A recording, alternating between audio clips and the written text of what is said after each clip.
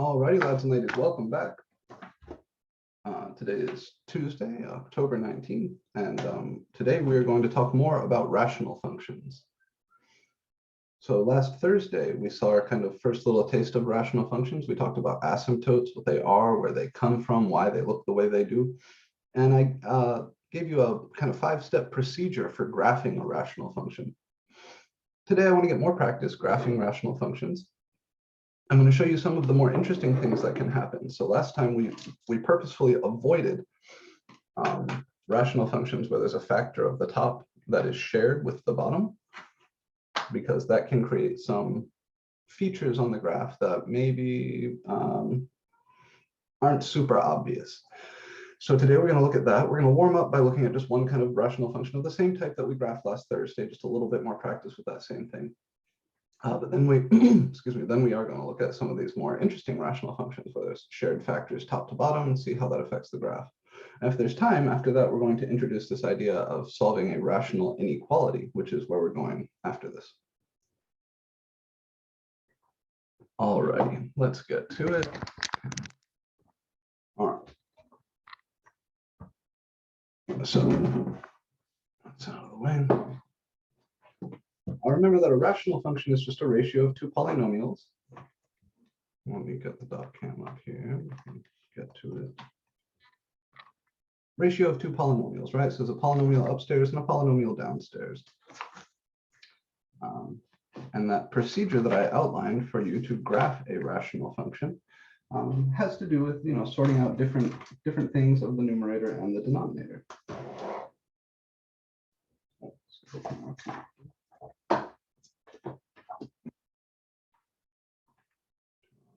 Stamps. No.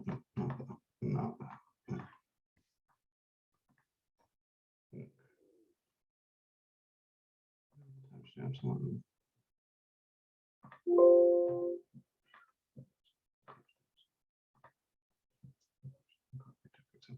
Oh yeah, we haven't set a concrete date for exam 2 yet, have we? We need to do that today. Sorry, my other class we have.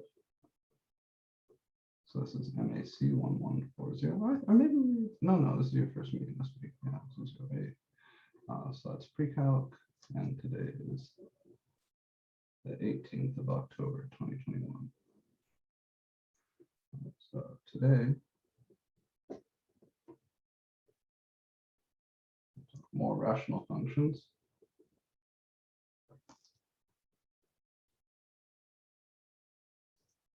Section 3.6. We'll introduce polynomial and rational inequalities.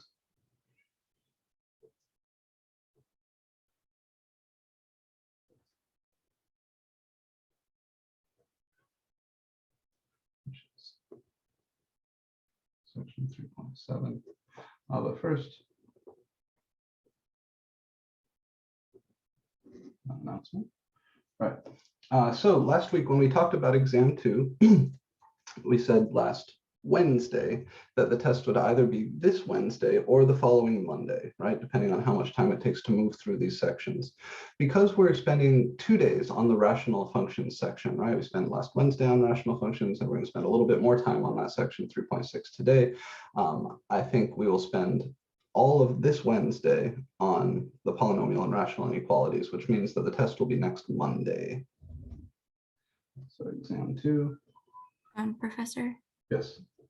Do you mean that it'll be next Tuesday or next Thursday? I'm so sorry. I've got 2 groups of MAC1140 classes. Sorry.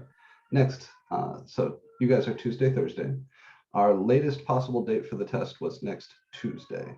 So that's when we're going to do this. We'll be. Okay, thank you. Sorry. So last Thursday when we talked about this, or last Tuesday when we talked about this, we said it would either be this week, Thursday, or the following week, Tuesday, depending on how much time we spent on the rational function section.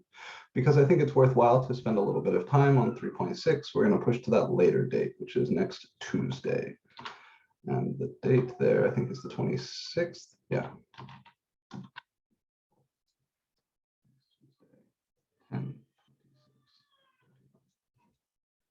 Alrighty.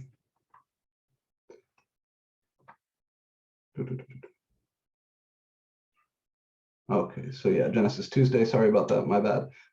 Victoria, yes, we'll have office hours tomorrow, every Monday, Wednesday, and Friday from 1 to 2.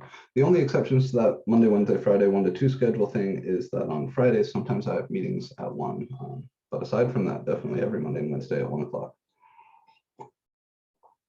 Okay, other announcement-y stuff. No, I think that's it. I think we're good. All right, so I want to just begin here by graphing some rational functions, right? Let's see what we can do. We've had a little bit of practice, but I think it's wise to get a little more practice. So is there anything that we want to review there before? I don't think so. I think we're in pretty good shape. Let's just do it.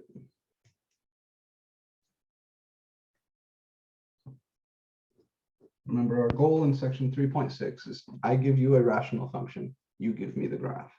And the trick there is to factor everything top and bottom, find your intercepts, find your asymptotes. And with both the vertical asymptotes and the x-intercepts, we want to find the multiplicities associated with those features, because those multiplicities are going to be important for filling in the local behavior, just like they were for polynomials. Let's sketch the graph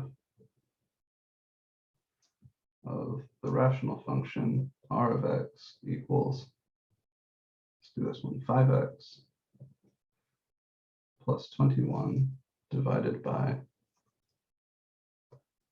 x squared plus 10x plus 25. All right. Who remembers what the first step is to graphing a rational function? Feel free to flip back in your notes. I will be asking you questions, so you can pull out that page where we outline that 5-step process. Factor the top and bottom. Very good. Our first step is to factor everything top and bottom. The top here is a linear function. There's really not a lot of factoring we can do there. You could force factor out of 5 if you want, but I'll just leave it as 5x plus 21. The bottom here, though, is quadratic.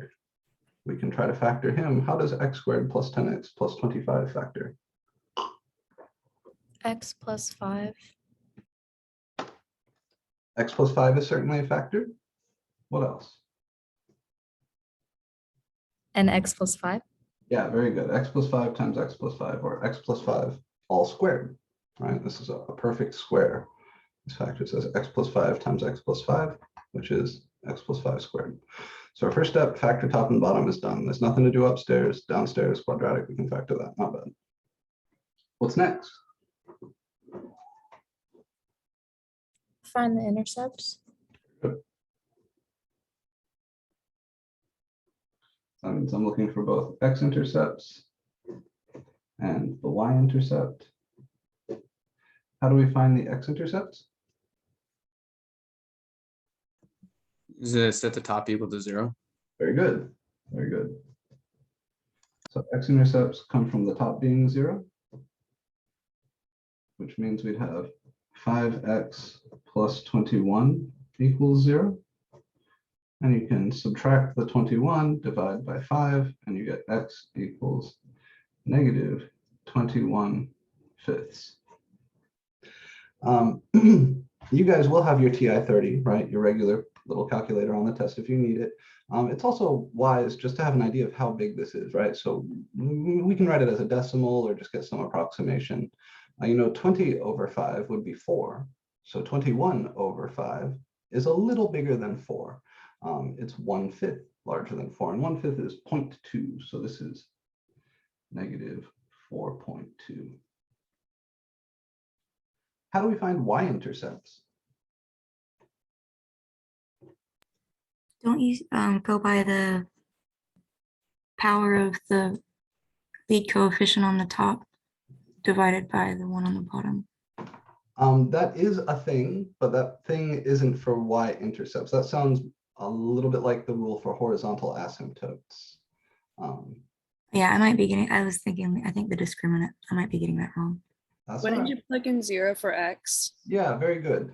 the y-intercept for any function, right, not just rational functions, but for any function, is the point you get by plugging in 0 for x, right? The y-axis is all the points in the plane whose x-coordinate is 0. So if we want to find the y-intercept, that means we're looking for the point on our graph where x is equal to 0.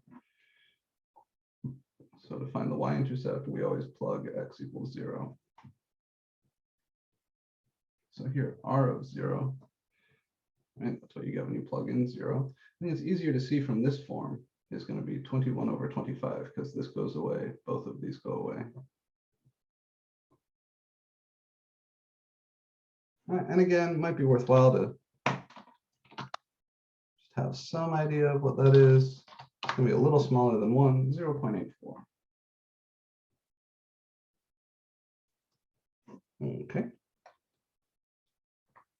So I've got my x-intercepts, my y-intercepts. That's all the intercepts. What do we do after that?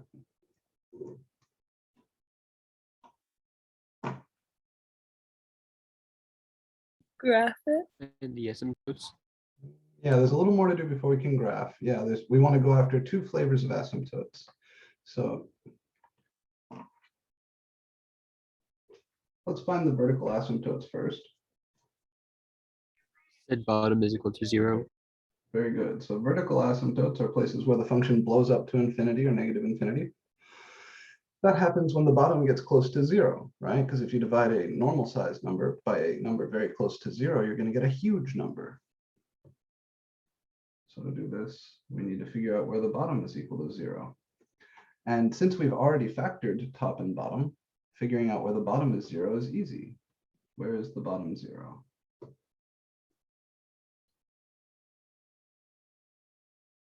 -5. Very good. Okay, so that's the only vertical asymptote for this function because that's the only x value that makes the bottom 0. Now we're ready for that thing to do with the degree of the top and the bottom, right? Now we're talking about the horizontal asymptotes in step 4. How do we find a horizontal asymptote?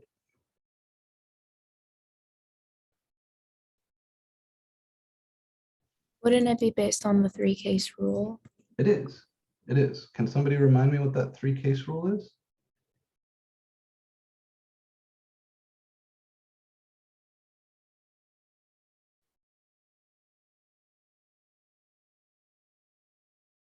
Or maybe just tell me which of the 3 cases were in here.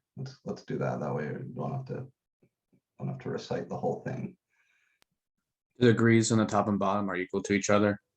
So you would just divide the coefficients. If the degrees top and bottom were equal, then that's what we would do.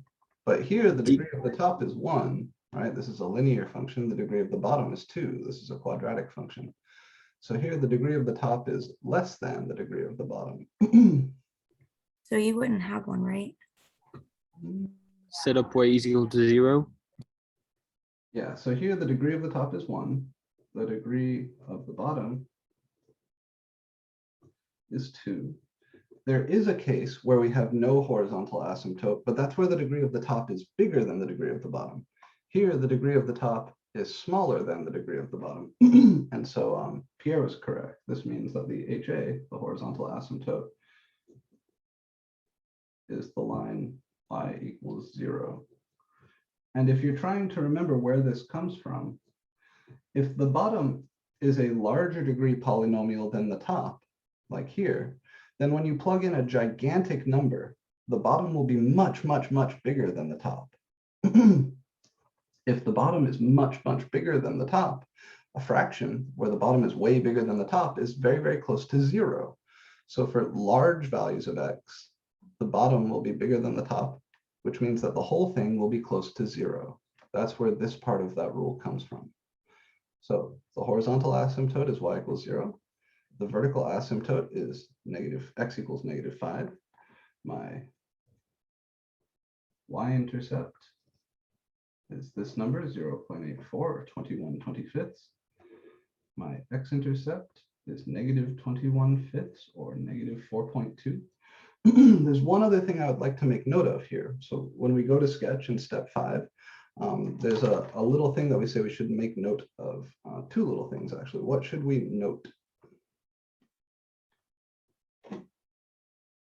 Starts with an M. Multiplicity. Yes, we want to know the multiplicities of two things, the x-intercept and the vertical asymptote. So what is the multiplicity of this x-intercept?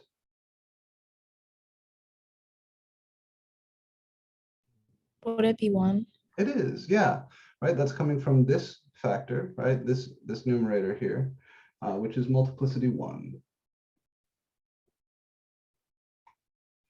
Okay, what is the multiplicity of the vertical asymptote? What is the multiplicity of this factor? 2. Good, 2. That will be very helpful for us because we need to figure out the local behavior near the x-intercept and the local behavior near the vertical asymptote. All right, now we're ready to start graphing.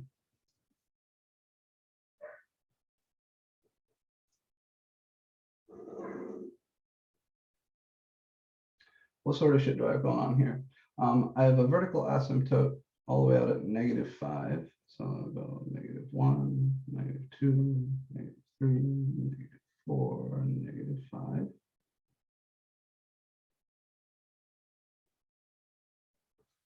So I can draw that in. Label it.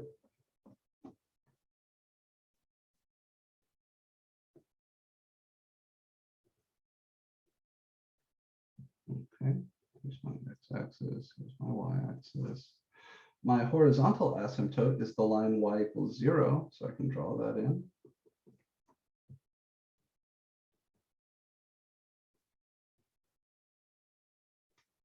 Label it. And now I'm going to put in the points that I know. The points that I know are the x and y intercepts. So the x-intercept is at -4.2. I'll put that right here.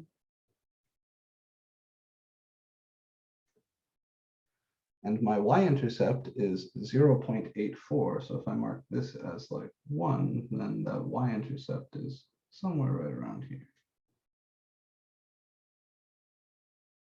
Okay, this might not look like a lot to go on, but it's actually enough. Because I know the multiplicity of this root and I know the multiplicity of this vertical asymptote. The one other little bit of information I need to get started here comes from this point. So I want you to follow this logic very carefully.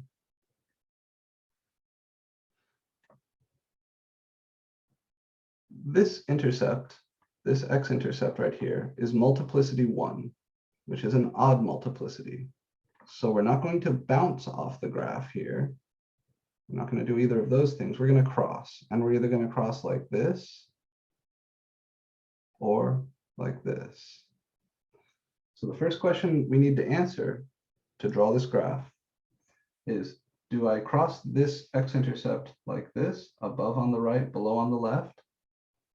Or do I cross it like this, above on the left, below on the right? And why? Anybody see a hint?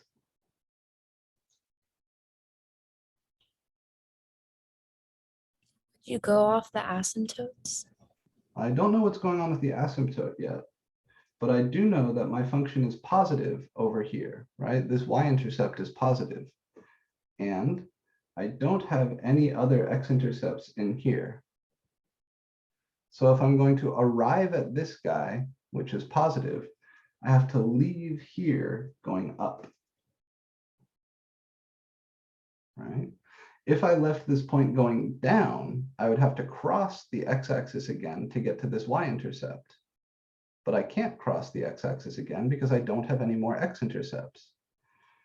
So I have to leave this guy going up, and since it's multiplicity 1, that means I have to go down on this side. Everybody understand that logic? I think this is probably the hardest part. This y-intercept is positive. There are no x-intercepts in here, which means that this function needs to be positive everywhere in here. Can't spend any time down here because then I would have to cross the x-axis again to get up to here. but I'm not allowed to cross the x-axis again because there are no other x-intercepts. So this being positive forces me to come out of here going up.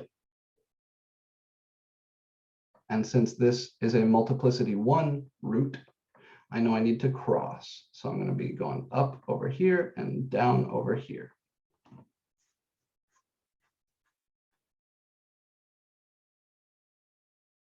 Next, I'm going to ask, how do I approach this vertical asymptote? Am I going to be coming down here, or am I going to be going up here, and why? So on the right side of this VA, does the arrow go down or does the arrow go up? Would it be down because it's like already facing that direction? Exactly. I know that I'm coming out here going down, right? This piece is going down. So in order to go up, I would have to cross back over this x-axis, right? I'd have to do some kind of crazy, really quick turnaround here. But again, there's no x-intercept in here for me to execute that turnaround. So that means I have to go down here. Okay, is everybody with me so far?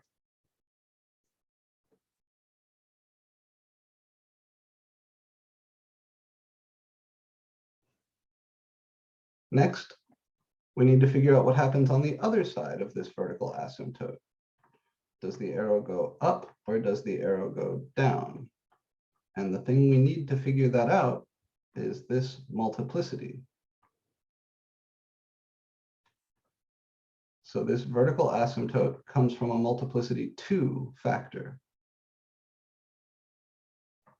And we're going down on the right side of this VA. So am I going to come back up here or am I going to come back over here? Does the arrow on the left of this vertical asymptote point down or point up? Would it be pointing up?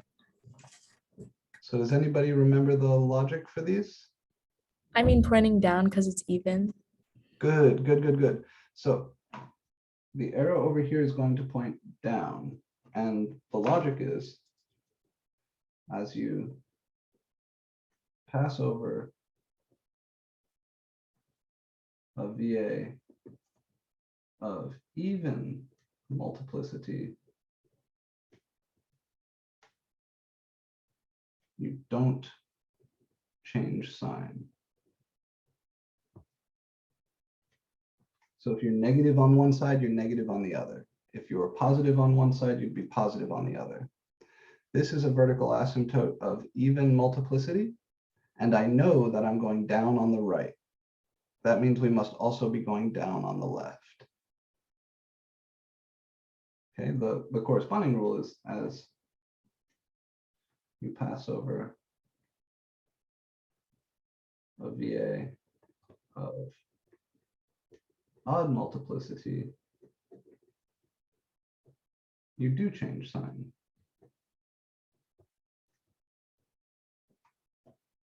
All right, so these are just kind of like the cross versus bounce rule for x-intercepts, for roots. This is the like cross versus bounce rule for vertical asymptotes. And they really are saying the same thing. A bounce off the x-axis means you don't change sign. A cross through the x-axis like this means you do change sign, like go from negative to positive. Same thing is true for vertical asymptotes. Even multiplicity, you don't change sign. Odd multiplicity, you would change sign. There is a DM in chat that I want to address. Is the parent function for this 1 over x? No, this is not a transformation of any of our basic parent functions. This is more complicated. So there is no way to graph this as a transformation of 1 over x or 1 over x squared or any of our other parent functions. This guy he's off in his own land. And most rational functions are like that.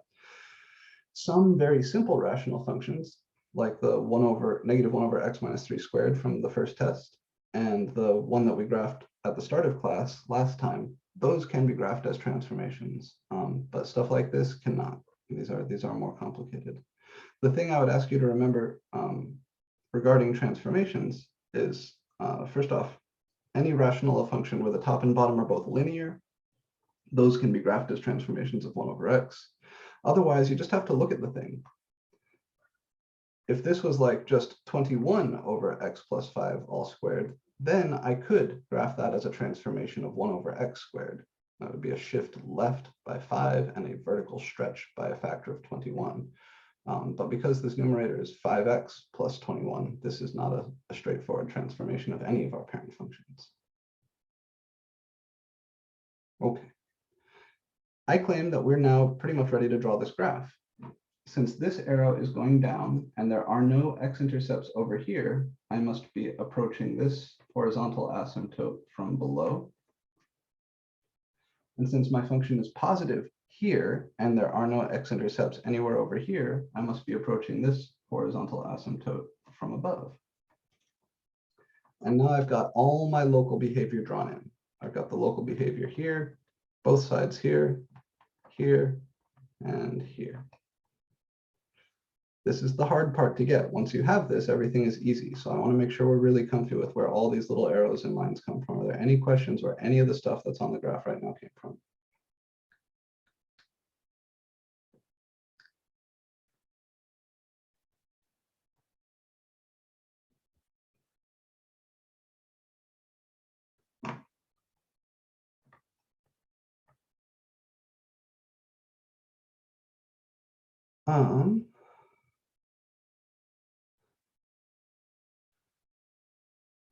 So there was a question that came in the chat. I want to make sure I understand it. Why is the left line not crossing x? Like, why are we not crossing over the x-axis here? Is that the question? Well, because we know the x-intercepts. There's only one x-intercept, and it's this point right here. So there's no way for this thing to cross the x-axis anywhere over here. And it also doesn't cross over here, right? There's no x-intercepts over here. The reason this arrow is above the horizontal asymptote instead of below is precisely because there are no x-intercepts here. And this y-intercept is positive. So if my function is positive here, and there are no x-intercepts or VAs here, then it has to stay positive everywhere over here. Similarly, since my function is negative here, and there are no x-intercepts over here, my function has to stay negative everywhere here. So because my function has to be negative everywhere to the left of -5, I know I approach the HA from below on the left. Since my function is positive here, it's positive everywhere over here, which means I have to approach this HA from above. So kind of knowing the asymptotes, intercepts, and their multiplicities is almost enough to get everything. The only other thing that we need is this guy. This guy is kind of our saving grace. Correct, x-intercepts always come from the top. The only way for that function to be equal to 0, which is what an x-intercept is, where the whole function is 0, is when the top is 0. So now we're ready to draw in the graph. The graph must look something like this here, because I got to connect those arrows with a nice smooth curve.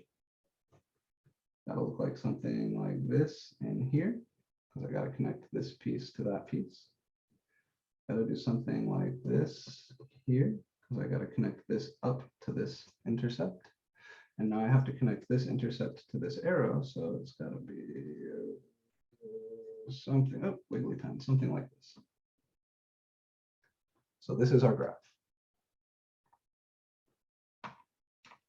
I think it's pretty neat that we can come up with this just from those little things, but you do have to know the rules. You have to know the rules about multiplicities for intercepts and for asymptotes.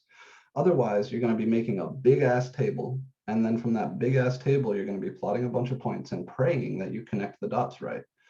But if you know these rules, then everything is easy.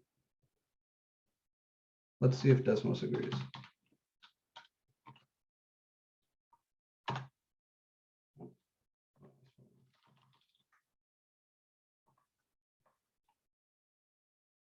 All right, we're graphing r of x equals 5x plus 21 over x squared plus 10 plus 25. I'm going to zoom out just a little. Yeah, look at that.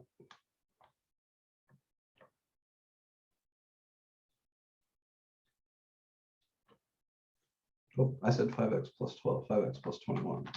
Even better. All right, and we can add in our asymptotes. Y equals 0. This guy. X equals -5 is this guy. And you see that graph, our graph, that graph, our graph. Very nice, right? Now, a fun challenge, not for us yet, but when you see me next semester in Calc 1, will be to find the exact coordinates of this local max. You see, they're kind of weird. They're a little bit tough to find. But once you know just a teensy bit of calculus, I'll be able to show you how to find the exact coordinates of this hill. And once we have that, we'll have like a perfect graph, right? Everything would be just right. So I'm quite proud of this, and I think you should be quite proud of it also. This is something you're going to have to do on the test, right? I'll tell you point blank. I will be giving you a rational function and saying, find all these things and then sketch the graph. If you gave me this graph, 10 out of 10, perfect. Any questions on this?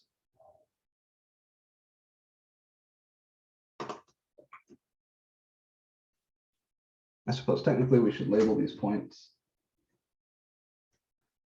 This is the point, -21/5, comma 0, and this is the point 0, comma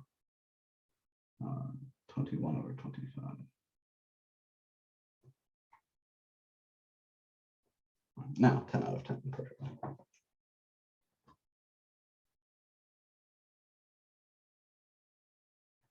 This rule down here at the bottom, try to, in your mind, try to think of this as saying the same thing as our rule for local behavior near roots. It is true that this rule is almost the exact same thing as the local behavior near roots. Even multiplicity, you don't change sign, which for a root would mean like bouncing. You can't bounce off a vertical asymptote, but if you bounce off a root, that means you either go from positive to positive or from negative to negative. And the same thing's true of vertical asymptotes. Even multiplicity means you go from negative to negative or positive to positive.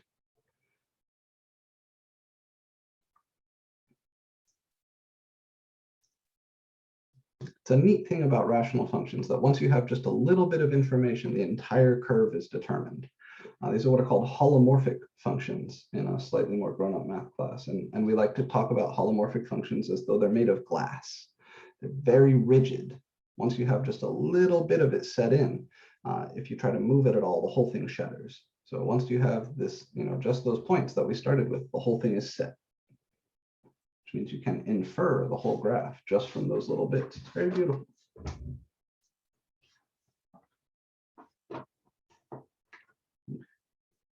I want to right now revisit our rules for vertical asymptotes. Recall that vertical asymptotes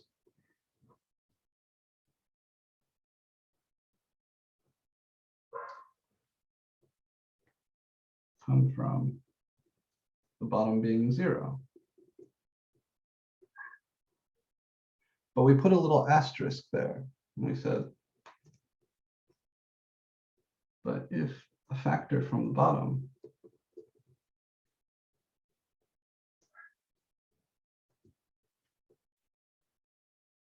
is canceled by a factor from the top,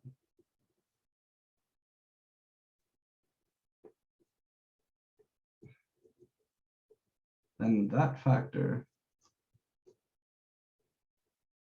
will not produce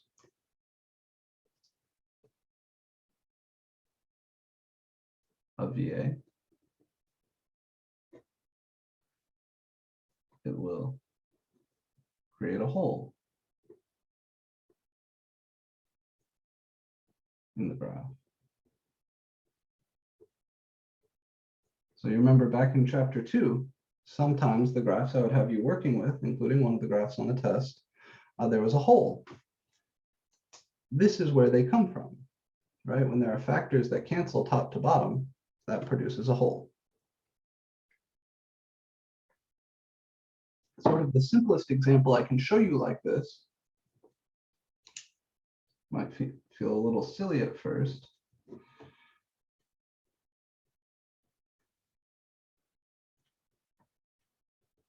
let's look at the graph of x over x.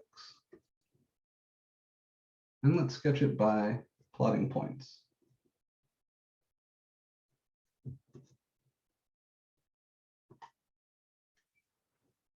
All right, that's, again, might seem silly, but just go with it for a minute.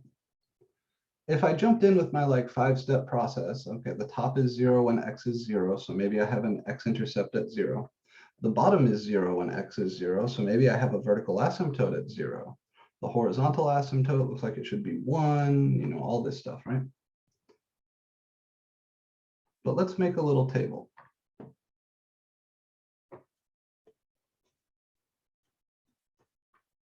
So we said if we just blindly follow the rules from that 5-step process, it looks like maybe there's a vertical asymptote at 0. So let me focus near 0. Let's look at like -2, -1, -1/2, +1/2, 1, and 2.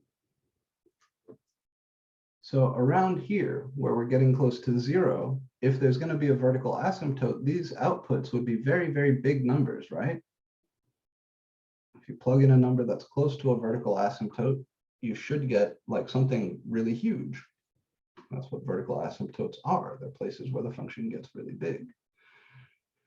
But if you actually start plugging these numbers in, -2 divided by -2 is 1.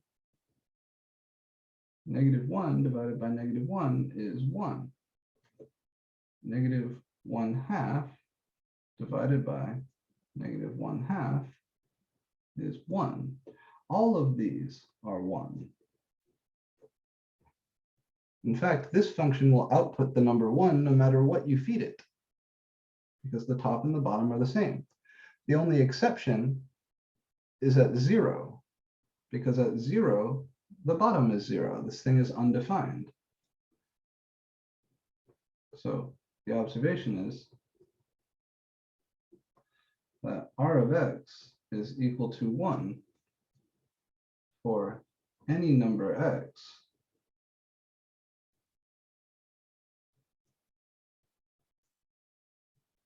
except x equals 0, where r of x is undefined. In particular, even for x's very close to 0,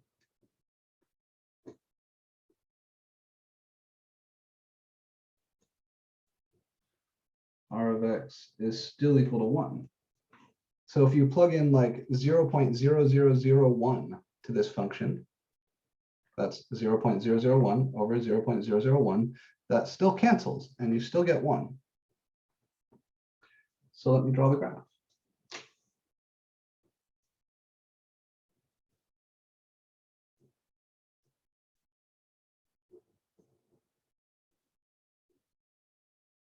Now I'll make this 1, make this 2, make this -1, this -2. And up here, we'll call this +1. So the point -2, 1 is on the graph. That's my first row. The point -1, 1 is on the graph. The point -1/2, 1 is on the graph. The point +1/2, 1, 1, 1, and 2, 1 are all on the graph. And what we said here, even for x values very close to 0, this function would be 1. So if you plugged in like -1/10, you would still get 1 out. If you plugged in +1/10, you would still get 1 out. So everywhere over here, the function is equal to 1. And everywhere over here, the function is equal to 1. The only problem happens at 0 itself. So there's a hole at 0.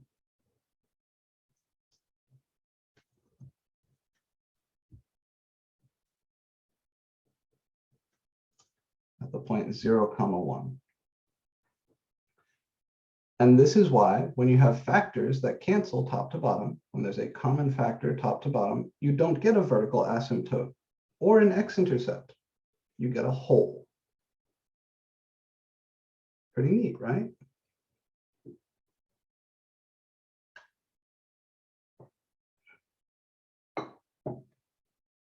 Now this hole should be infinitely small, should just be 1 point, but it's very hard to draw an infinitely small anything because, you know, our pens and hands are not infinitely small. But this is what that graph looks like. And again, we can ask Desmos to check for us.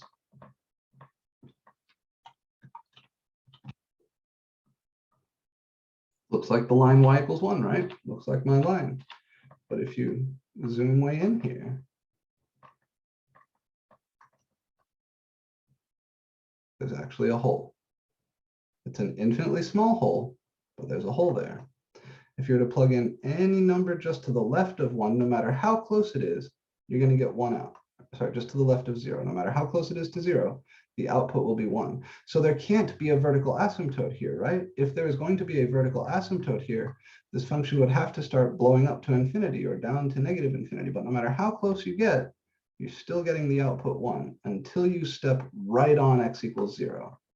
And when you step right on x equals 0, the function is undefined. So this is the picture. Now, how do we do this without making a big ass table? You remember the rule. Vertical asymptotes come from the bottom equals 0. That's true.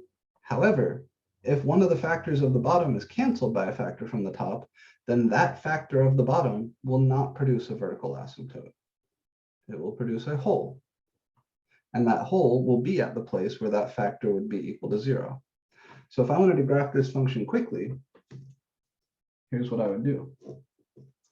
I would say r of x is equal to x over x. And I can cancel those as long as x is not 0, right? This is that thing that I was bugging you guys about very early in the semester. When we talk about cancellation, you need to make note of where the canceled factor is equal to 0. You cancel x over x, you get 1.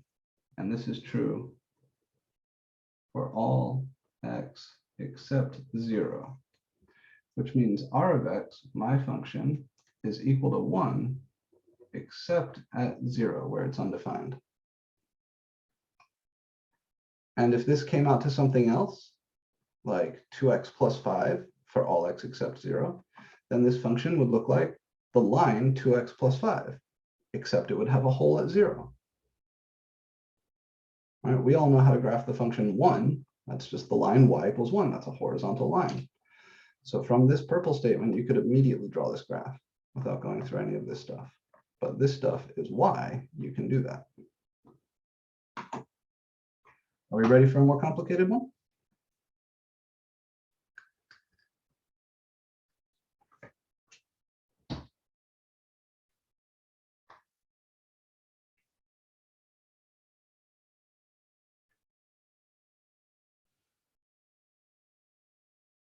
All right, here we go.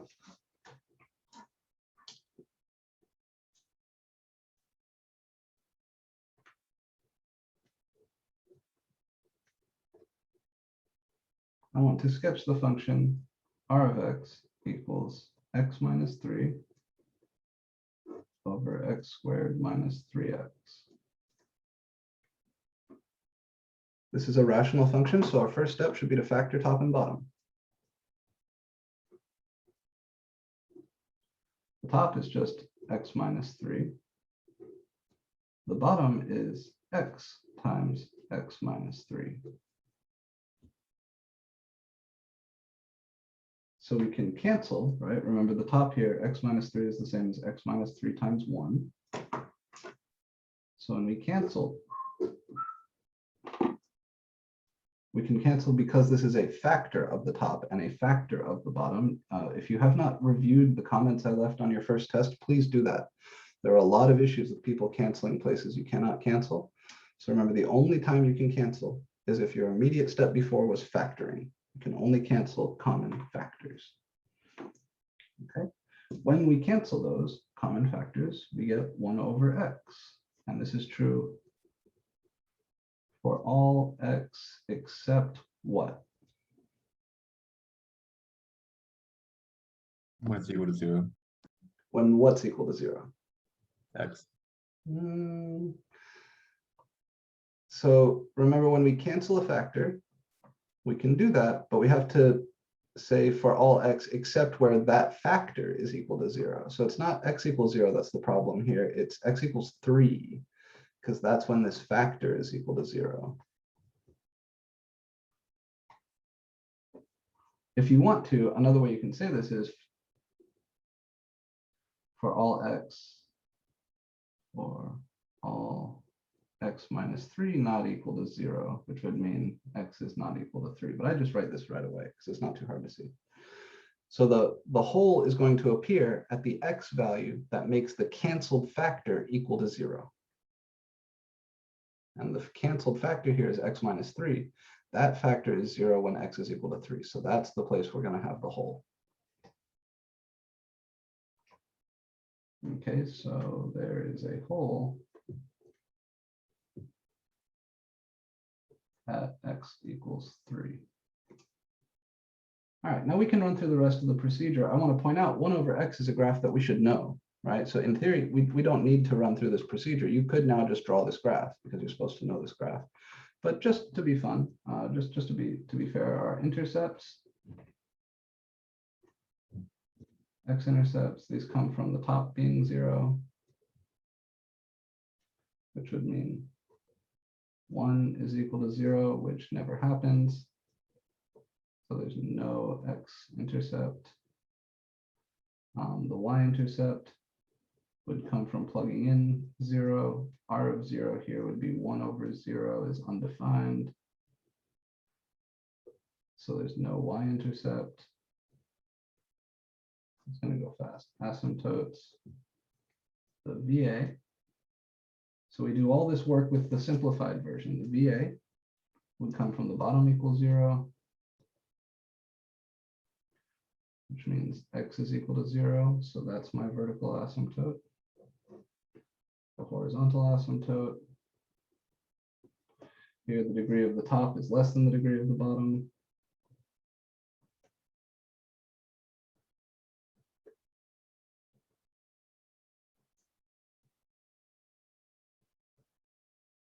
So y equals 0. That's my horizontal asymptote.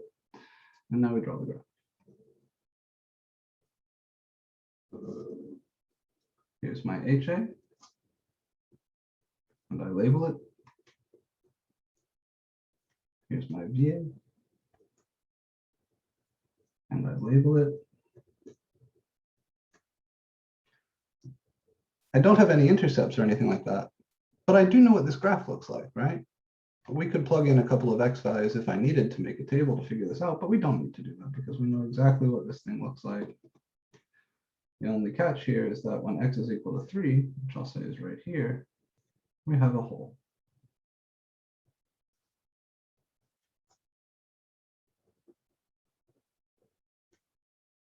All right, and if you didn't remember what this graph looked like, you could plug in x equals 1, right? You can make a little table.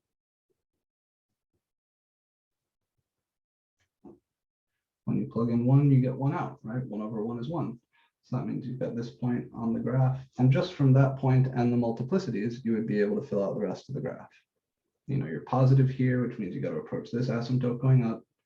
This is an odd multiplicity at vertical asymptote. So if you approach going up on the right, you're going to be going down on the left, which means you got to have this shape over here because there are no x-intercepts or VAs over there. Easy enough, yeah?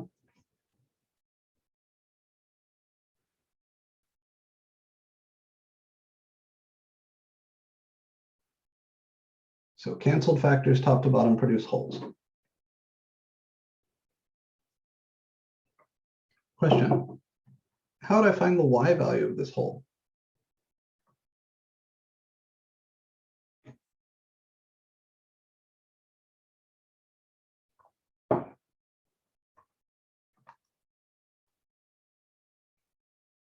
That's okay, Sabrina.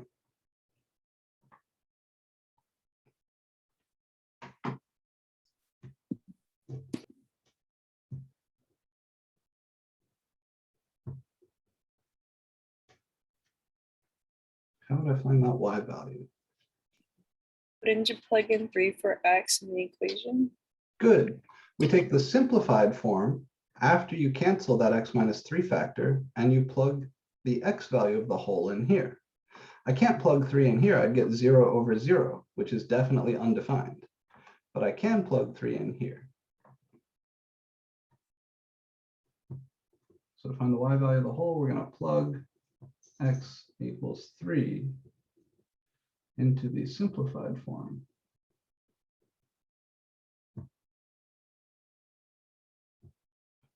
And you get 1/3. So this whole is at the point 3 comma 1/3. This is a technique that you'll see when you first start talking about limits in Calc 1.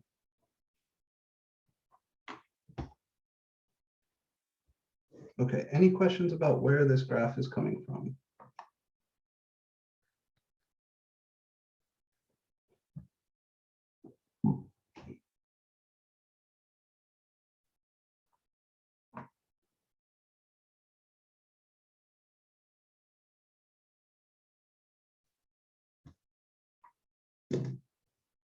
Right, let's do one more. How about x cubed? Let's write it down. Sketch.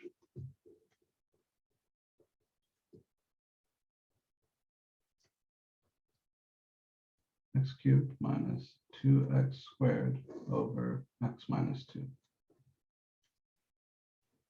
Again, if I jump in right away without thinking too hard, it could be easy to believe that this guy has a vertical asymptote at x equals 2, but we'll see that that's not the case. I had a question in the chat there. It was, how do we find the y value of this whole? So after you've simplified your function, after you've canceled that factor, to find the y value of the whole, you take the x value there, which we know is 3, right? And you plug that into the simplified form. So I plug 3 in here, and I get 1/3. So the y value of that whole is 1/3. Like the normal graph, if it didn't have a hole, the graph of 1 over x, this point would be 3 comma 1/3. The only difference between my graph and the graph of 1 over x is that my graph has a little hole punched out of it right there. Since that y value is normally 1/3, that's where the hole is.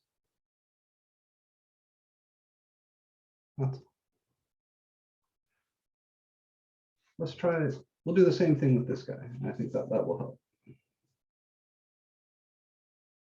So again, the first thing we should always do, factor the top and bottom. I can pull out the common factor of x squared in the top, and what's left is x minus 2. And downstairs, x minus 2, that's x minus 2 times 1. So when I cancel, I get x squared over 1, or just x squared. But I know that this canceled factor is not allowed to be 0. So this is for all x except for positive 2. So this curve is the same as x squared, that normal parabola, except there's a hole at 2.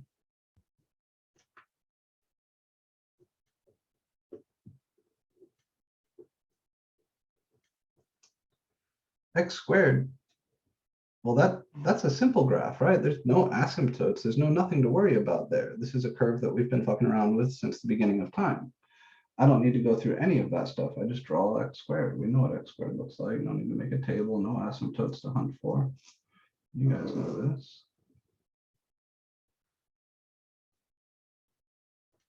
The only catch is I have to remember there's a hole at x equals 2.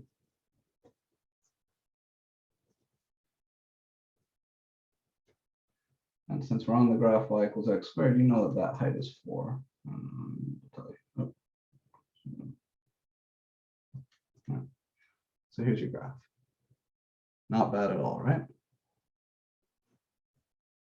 If we weren't sure what the y value of this hole was, again, you just take the x value of the hole and you plug it into the simplified form. So to find the y value of the whole,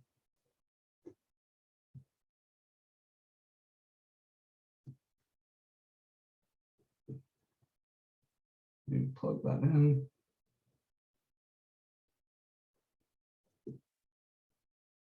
And get 4. The trick is you plug into the simplified version, the version you get after canceling.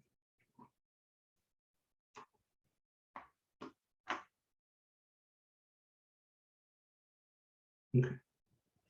Technically, there is one more concept in this section. Section 3.6 also talks about something called a slant or oblique asymptote. I'm not going to cover that because it's not something that's discussed here in calculus, and it's not something that's discussed in UF in their calculus classes. And my goal is to prepare you for calculus. But if you want to study that, they're sometimes called oblique or slant asymptotes. It's in the textbook. There's lots of great stuff online for it, and it is neat stuff. It is neat stuff. It's just not necessary for calculus. And our goal here is to really focus on what you need to succeed in calc. Which means we are now done with section 3.6, and we're ready to at least introduce section 3.7. So that's what I would like to do now. Last call for questions on graphing rational functions.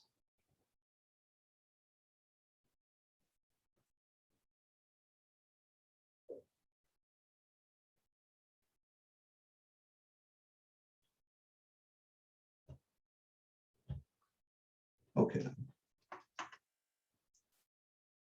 So we're now going to begin the section on polynomial and rational inequalities. And if you remember, we actually dealt with these somewhat way back at the start of the course when we reviewed section 1.8. Your very first homework set had a handful of inequalities that involved factored polynomials and factored rational expressions. This time, we're going to approach them from a slightly more advanced perspective because now we know all this stuff about multiplicities. And now we're really good at factoring. So in this section, we'll be solving problems that are essentially the same as those problems from 1.8, but I will be giving them to you not in factored form yet. So you'll have to practice pulling everything together and factoring and then using those multiplicity tricks to save yourself a shitload of time rather than plugging in a bunch of test points. I like to begin this with a question.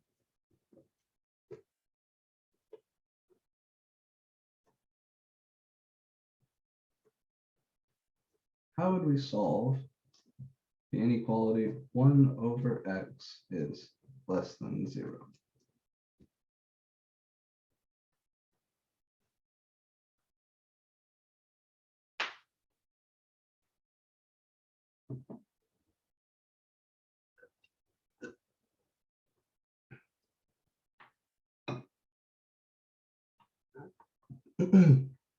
If we're thinking about this kind of from the college algebra level, if we're thinking about this in the way that most of us approach algebra early on, we would say something like, well, let's multiply both sides by x. Let's try to rearrange this so that I can solve for x.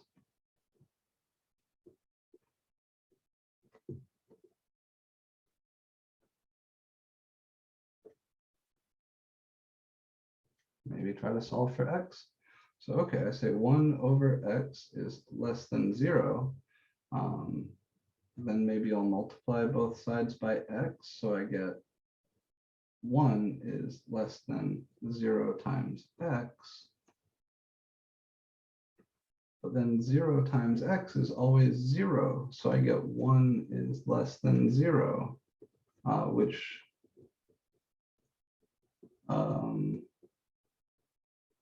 isn't true. Right, I'm pretty sure 1 is bigger than 0, not less than 0. So something's gone wrong.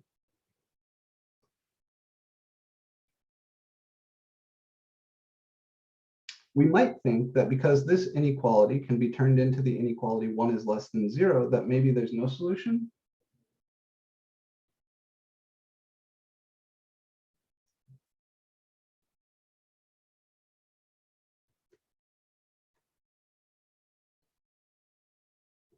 right? If these steps are all totally kosher, then my inequality is logically equivalent to one which has no solution. But the graph tells another story.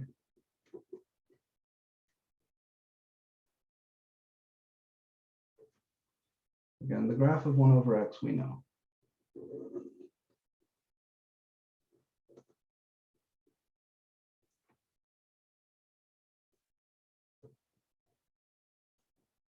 All right, here's the graph of 1 over x.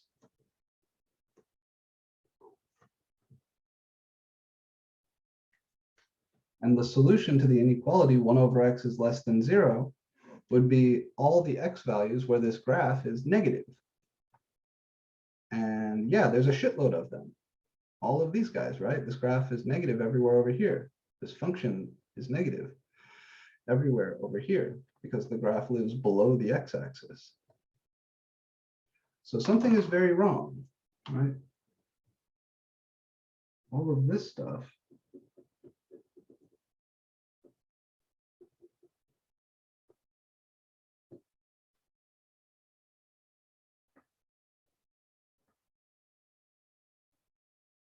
is negative.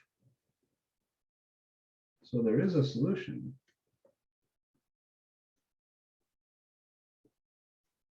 Right? Namely the x values here. Right? All of these x values. Remember we talked about how to solve equations and inequalities graphically. This is one of those. That's what I'm doing. So there is a solution. Namely the interval negative infinity to 0, that purple interval.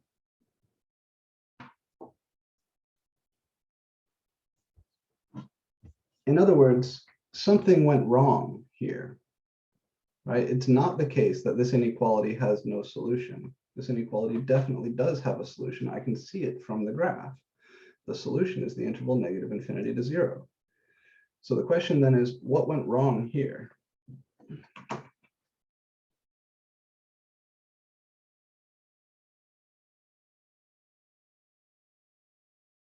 The thing that went wrong, we only did one thing. We multiplied both sides by x.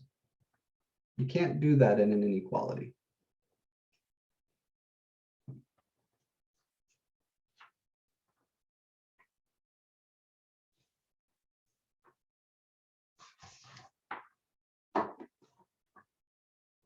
So the answer here,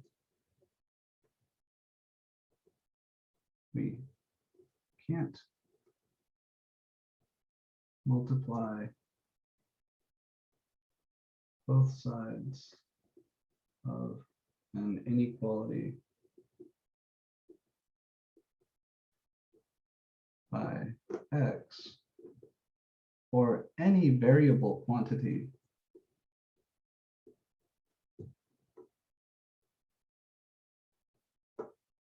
without losing information.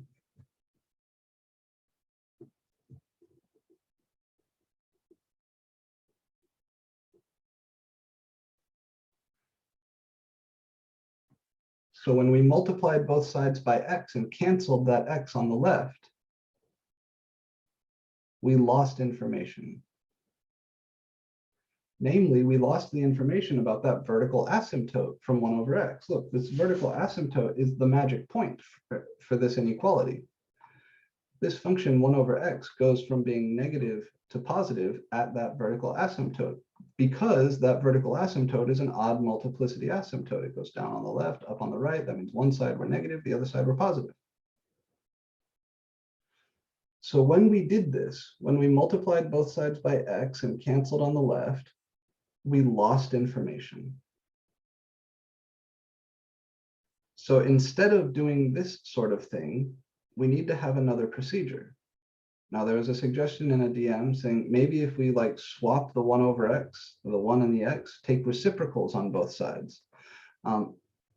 You can take reciprocals on both sides of an inequality, but on the right-hand side here, you'd get 1 over 0, which is no bueno. So that wouldn't get us out of trouble here. Also, when you take reciprocals, the inequality flips over. So what I'd like to do is outline for you the things that you are allowed to do with inequalities, and then discuss, because none of those will solve rational inequalities for us, a procedure that will solve rational inequalities for us. So allowed operations with inequalities.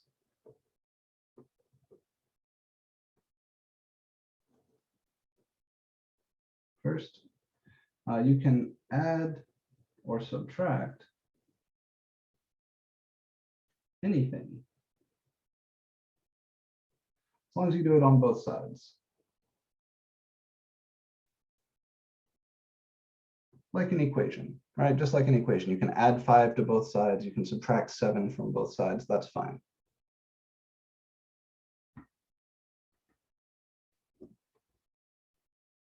You can multiply or divide on both sides by a constant.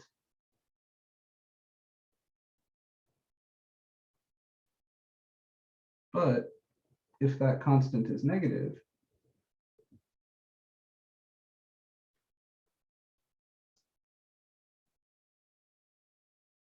the inequality flips.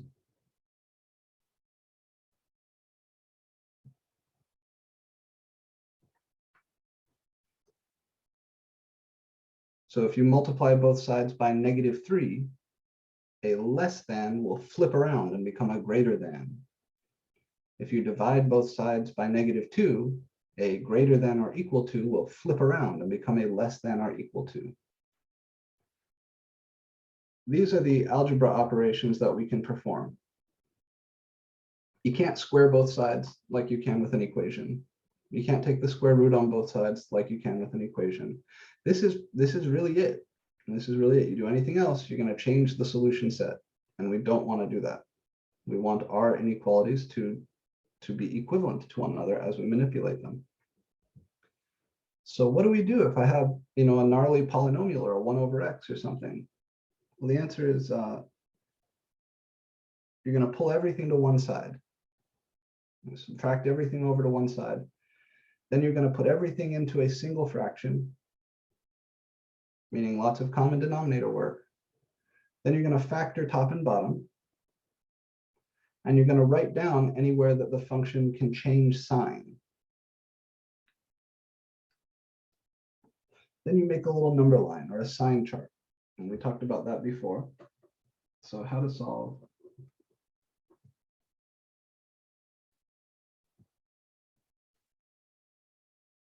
rational and polynomial inequalities.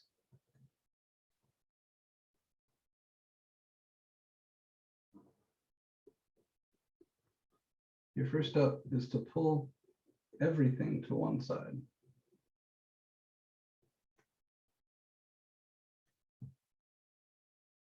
i.e., make the other side 0.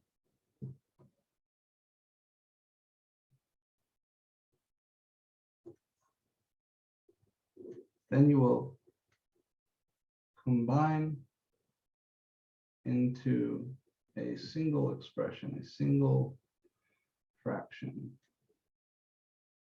If you're dealing with a polynomial inequality, then there aren't any fractions to deal with. But if you're dealing with a rational inequality, like where there's some x's downstairs, then you're going to need to combine into a single fraction. You need to have a common denominator.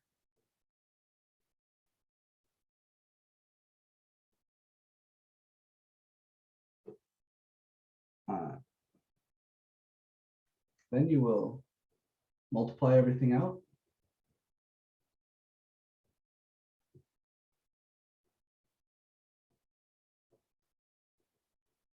And combine like terms.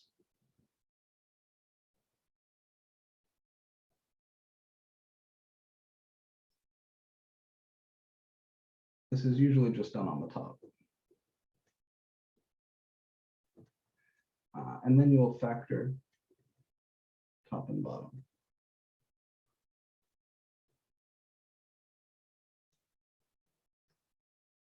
the places where each of those factors is equal to 0 are places where the expression, the function, can change sign, right? Those are going to give you x-intercepts and vertical asymptotes. Remember, that's when the top is 0, that's an x-intercept.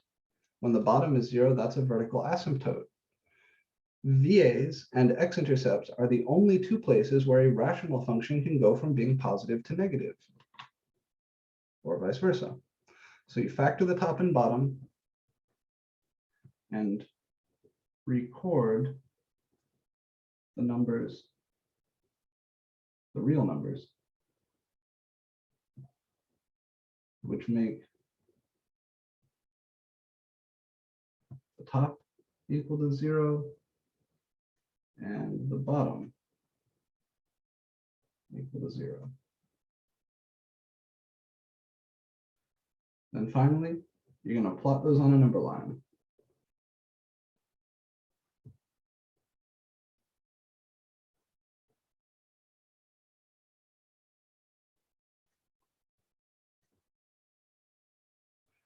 From there, you're going to test some points or use the end behavior and local behavior to fill out the sign. So then plotting those numbers on a number line will split that number line up into regions.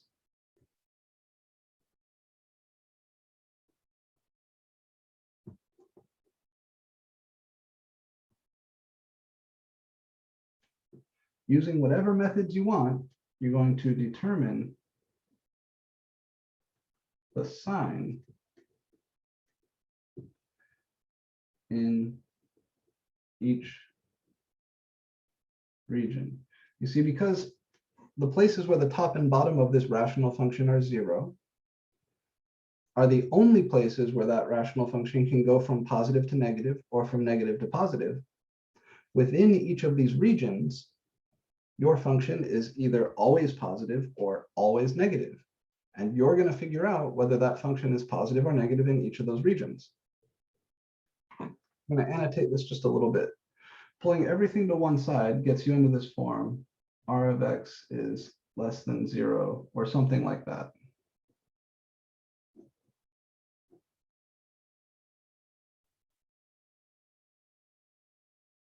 So once you're down here and you're trying to determine the sign of R of x in each of those regions, if R is negative in one of those regions, that would be a part of your solution. If R is positive in that region, then that would not be a part of your solution. There's time for us to do a very simple example.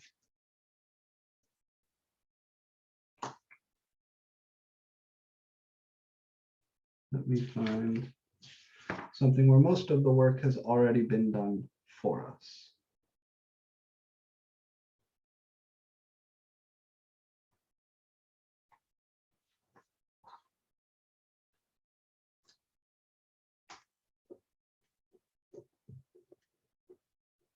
Let's solve the inequality x minus 3 times x minus 1 over x minus 5 times x plus 1 is greater than 0. So here, everything has already been pulled to one side. Everything has already been combined into a single fraction. Everything has already been factored top and bottom. So like the first 4 steps are already done. The top is equal to 0 when x is equal to 1 or 3. The bottom is equal to 0 when x is equal to -1 and +5. So now I make a number line. And I put all of these numbers on my number line. So here's -1. Next up is +1, then 3, then 5. So here's +1, here's 3, and here's 5.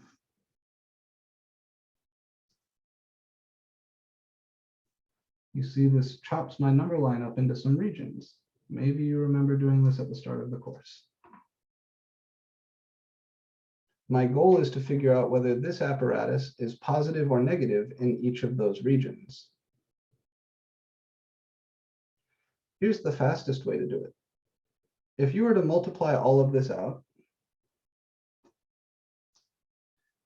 the horizontal asymptote, so this is equivalent to x squared minus 4x plus 3 divided by x squared minus 4x minus 5 is greater than 0. And since the horizontal asymptote is the line y equals 1, I know that when we go really, really far to the left, this function is very, very close to 1. So this implies that r of x is close to 1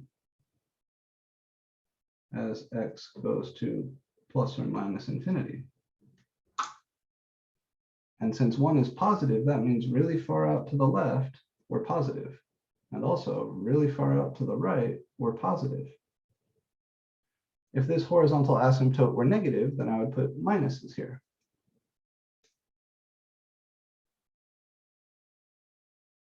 Now, each of these factors, x minus 3, x minus 1, x minus 5, and x plus 1, are all multiplicity 1 factors. Which means as I jump over any of these, I will change sign. Isn't that a lot better than testing points? You remember when we did this at the start of the semester? You had to plug in a number from each of these regions, which took a bunch of time. Now that you know about multiplicities and horizontal asymptotes, you can fill this thing out in like 10 seconds. It's awesome. So our function, this apparatus, is positive, greater than 0, from negative infinity to negative 1, from 1 to 3, and from 5 to infinity. So the solution set is negative infinity to negative 1, unioned with positive 1 to positive 3, unioned with positive 5 to positive infinity. That's it. We're done.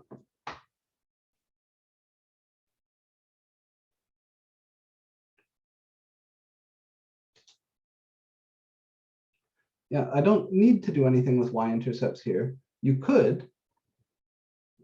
Yeah, so remember, my goal isn't to graph this function right now. I'm just trying to solve this inequality. But we can graph it and verify that this inequality is, that this solution set is correct, that the function is negative on these, is positive in these intervals.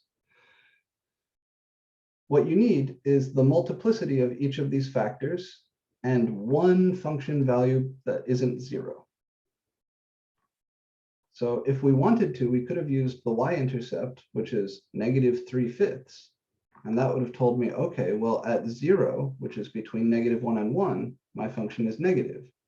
And then use the multiplicity trick. Say, okay, odd multiplicity here, so we're going to change sign. Odd multiplicity, odd multiplicity, odd multiplicity. As soon as you get one region, which you can get from the y-intercept, or you can get from the horizontal asymptote, as long as one of those isn't 0, then you can fill out the whole sign chart very, very quickly.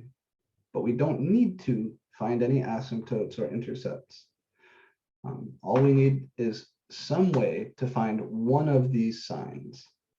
Once you have one of those signs and the multiplicities, everything else comes immediately. Now we're out of time for today. So I just, in the next 10 seconds here, I'm going to look at the graph of this function on Desmos and verify that we got it right. So just got y equals x minus 3 times x minus 1 all over x minus 5 times x plus 1. And we'll zoom out. Here it is. And we're looking for places where this function is positive. Well, we're positive everywhere in here. We're positive briefly in here. And we're positive everywhere out here. So what are those dividing points? I claim they're -1, 1, 3, and 5. Put all of these in blue. Make all of them dotted.